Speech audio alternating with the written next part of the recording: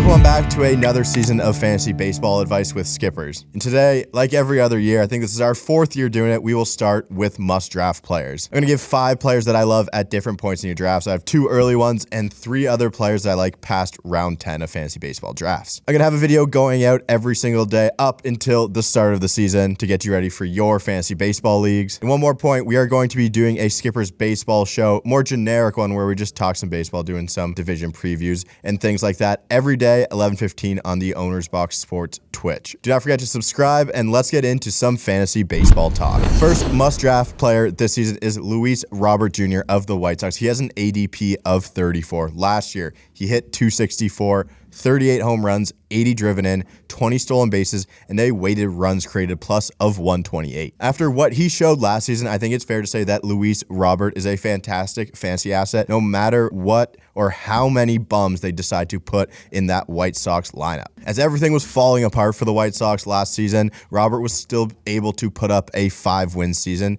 and the biggest issue for him was only driving in 80 runs, but I think that is more of a product for the lineup that they put out there for him and not a knock on Luis Robert. He was one of only 3 players to hit 35 home runs and steal 20 bases last season, the other 2 being Ronald Acuna Jr. and Shohei Ohtani. Although his strikeout rate ballooned up to 29%, his quality of contact metrics went sky high. His expected damage, which is just expected weighted on base to contact, was top 5% in all of baseball, and his expected slugging percentage was top 9% of the league. While he was previously a top 1%er when it came to max exit velocity, that dropped this season, but we saw a huge increase in barrel rate, which helped when he hit so many home runs. With Luis Robert, the main issue has never been talent, but his ability to stay healthy. And after playing 145 games last season, I trust him to have figured out what works for him to get him ready for the season. During this season, Robert will turn 27 years old, being 5 months older than Adley Rutschman. Also, with where the White Sox are at, I don't think it's totally out of the realm of possibilities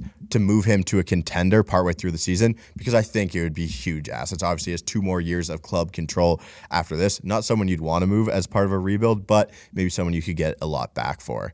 And if he gets moved to a better situation, I think that could really help his fantasy values. But again, I told you, doesn't matter who's playing on that White Sox team, I think he'll be a good asset, and I truly believe that. You need to get speed and power from your top picks, and that is a guy that promises that. And I would love to take Luis Robert in the 3rd round of my drafts. The first arm in my must-draft players is Yoshinobu Yamamoto of the Dodgers, an ADP of 39. Last season in Nippon Professional Baseball, he went 16-6, a 1.21 ERA, 169 strikeouts, and a whip of .88. The brand new Los Angeles Dodger has so much data on him from his time in Japan with the Oryx Buffaloes, and we also saw him shove in the World Baseball Classic, that I think this is the lowest price we will be able to get him at in redraft, at least for the next 3 seasons. Yamamoto has been the best pitcher in Nippon Professional Baseball for multiple years in a row, and you shouldn't shake your head at the fact that one of the most pitching advanced organizations in the league paid him more money than you could even imagine. Yamamoto is a 3-time Pacific League Most Valuable Player, Sawamura Award winner,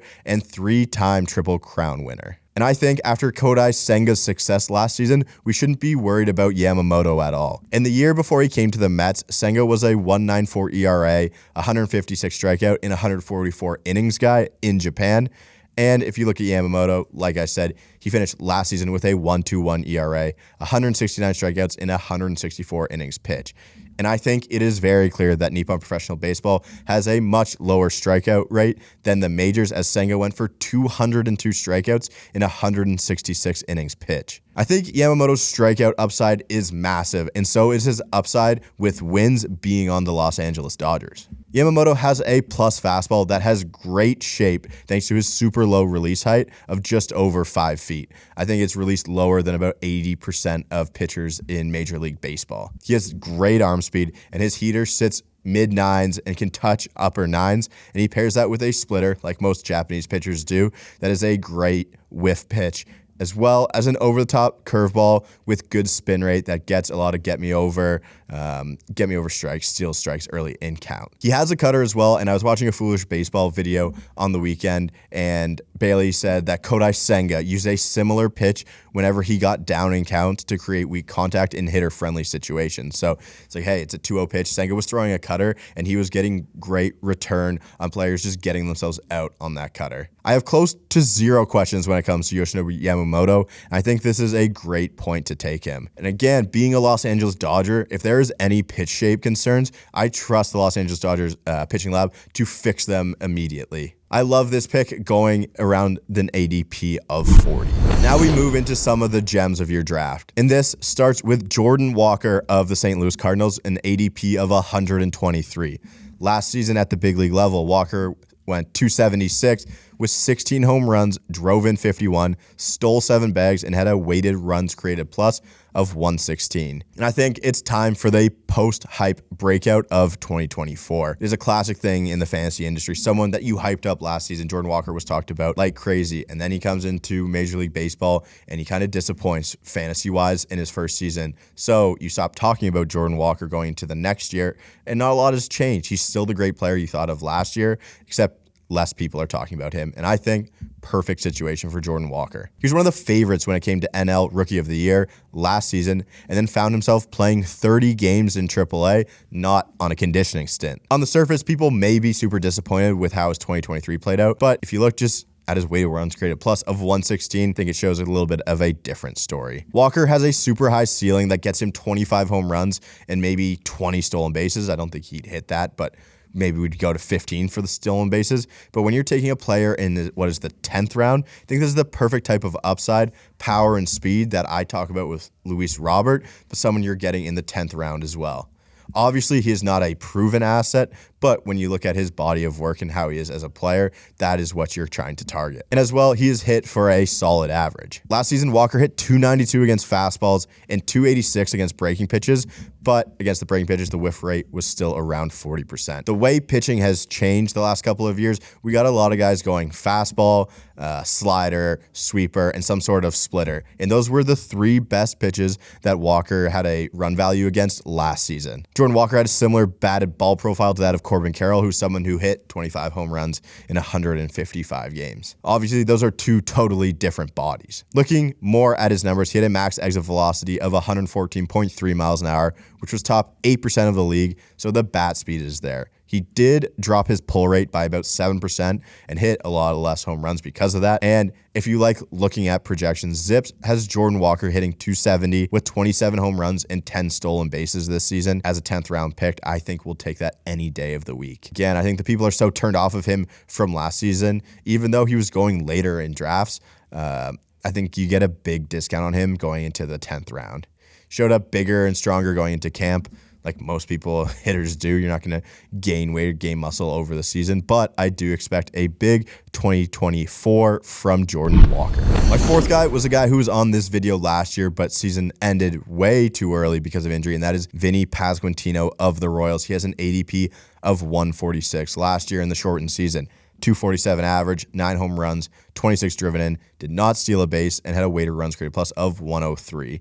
Vinnie Pestano is a huge question mark due to his injury history, but after an impressive stint in his 70 games in 22, and he did have a hot start to 2023, he did end up having labrum surgery that put an end to his season.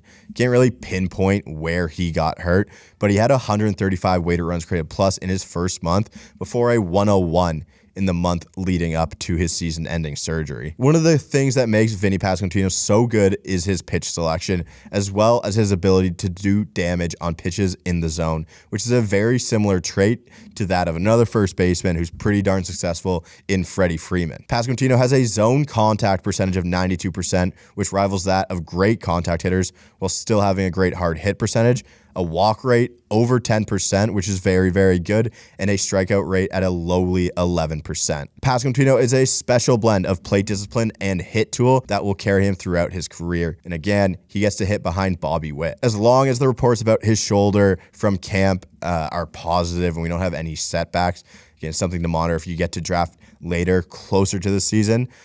Is everything's going well. He's playing in spring training games. We're not getting bad reports back. I love Vinnie Pestano as a late first base option for your drafts. And finally, the last player with an ADP of 180 is Bryce Miller of the Mariners.